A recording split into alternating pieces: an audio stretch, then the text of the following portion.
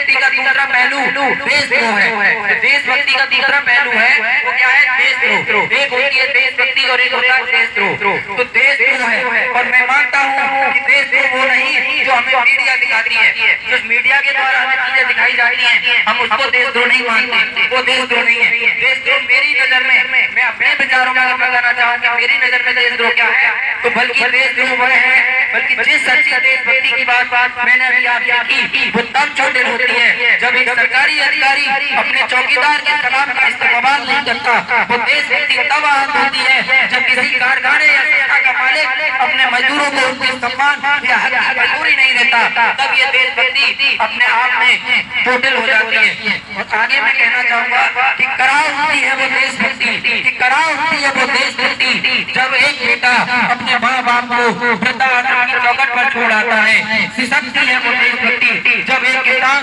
अपनी फसल में आग लगाकर आत्महत्या कर लेता है और लगभग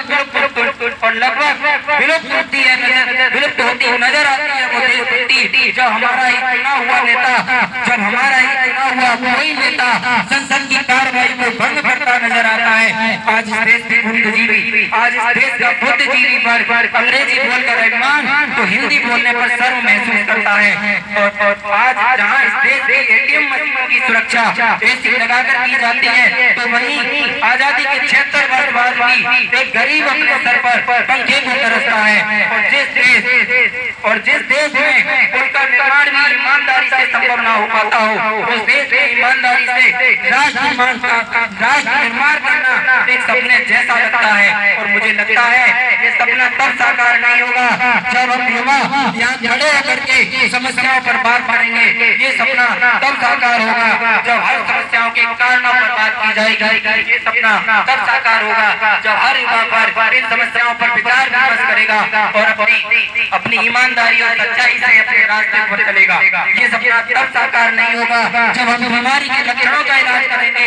ये सपना तब साकार नहीं होगा जब हम बीमारी के लक्षणों का इलाज करेंगे, बल्कि ये सपना तब साकार होगा जब हम अपनी बीमारी को जड़ से उखाड़ सकेंगे। आज मैं कुछ ऐसी बीमारियों पर बात करने वाला हूँ। हमारे समाज में ऐसी बीमारियां हैं जिन बीमारियों के पर कोई बात करना नहीं चाहता, ना मीडिया, ना कोई अधिकारी, ना कोई राजनेता। मैं कुछ ऐसी बीमारियों के आपके सामने कुछ विचार रख रहा हूँ। पहली बीमारी है जो मुझे नजर समाज में आती है वो है वैचारिक बीमारी। हमारे अंदर जो विचार है वो वैचारिक बीमारी हमारे समाज में मुझे नजर आती है। क्या है वो वैचारिक बीमारी? जरा सुनिए ध्यान से। बोला जाता है कि दुनिया के सबसे बड़े लोकतंत्र है। कैसा लोकतंत्र? कैसा लोकतंत्र? ऐसा ही लोकतंत्र जहाँ पर लोकतंत्र संविधान उन लोगों के लिए है जो गरीब है, जो एक आम आदमी है या बड़े और जिम्मेदार व्यक्ति के लिए लोकतंत्र कोई मायने नहीं रखता।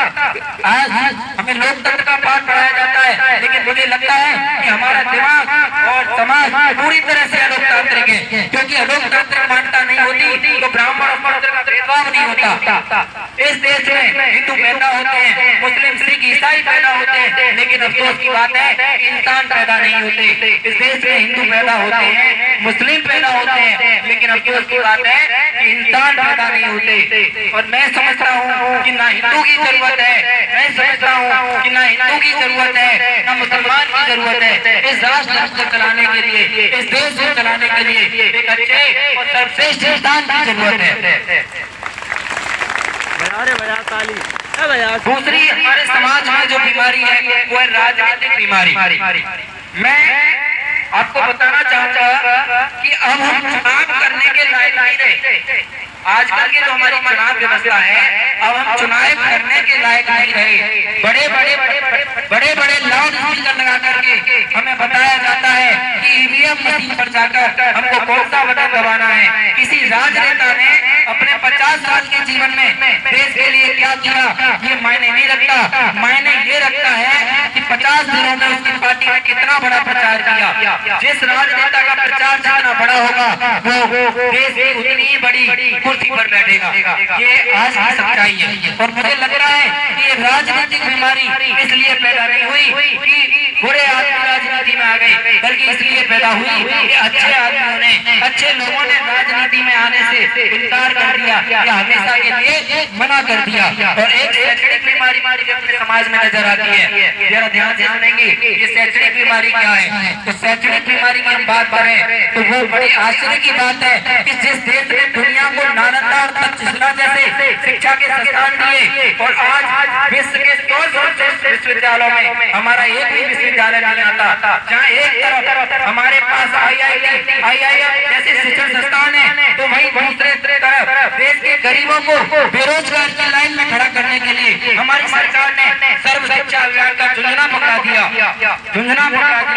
इस शैक्षणिक बीमारी के कारण केवल एक ही है, इस शैक्षणिक बीमारी का कारण जो केवल एक ही है कि देश की शिक्षा नीति केवल दो तरह के लोगों के लिए बनी है। पहला वो जो विद्वान है, दूसरा वो जो धनवान है। जिस देश के गुरुओं का गुणगान किया, जिस शिक्षकों का सम्मान किया, आज उसी देश में शिक्षकों की आर्थिक स्थिति बदतर हो चुकी है और एक मानसिकता हमारे समाज में पैदा होने लगी है कि जो व्यक्ति कुछ नहीं कर पाता वो शिक्षक बन जाता है, जो व्यक्ति कुछ नहीं कर पाता वो शिक्षक बन जाता है। और इन सभी बीमारियों की जड़ है तो वो है हमारा अंधविश्वास और हमारे समाज में फैली हुई गंदी सोच और सामाजिक अंधविश्वास।